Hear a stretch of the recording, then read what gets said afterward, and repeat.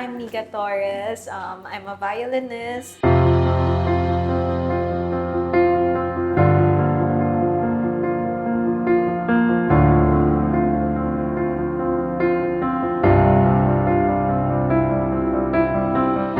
now, I'm currently studying sa De La Salle College of St. Benilde. Ang tinitake ko po na course is multimedia arts. Aside from that, may mga gigs ako and events pag wala akong school. Tapos nag-records din ako ng mga covers, tapos I post it on social media.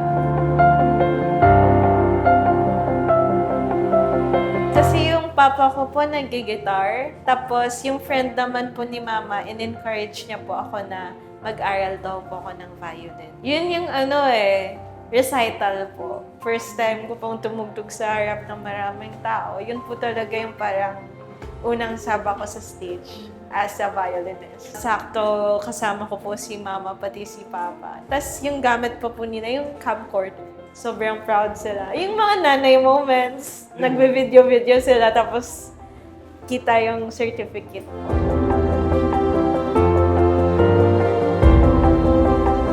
Na-invite na rin po ako sa mga provinces like Cebu, Davao, Mindoro. Nakatugtog na rin po ako sa mga sa Leyte. Soon sa ASAP, i-air na po siya on Sunday.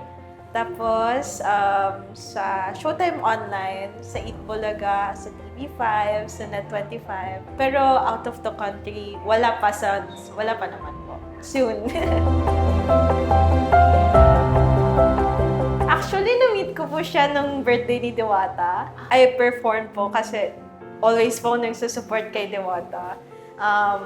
Na-meet ko po siya, tapos in-approach po ako ni Sir Louie. And then, ever since nag-contact na po kami with each other, tapos sabi ko, go po ako dyan, sir, to support Exquisite all the time with my music and everything. I'm looking forward to work and trust my teeth po with you. Sana marami pa po kayong branches na ma-open para anywhere, anytime, mayroon pa po kayong mas maraming taong matutulungan with their teeth needs.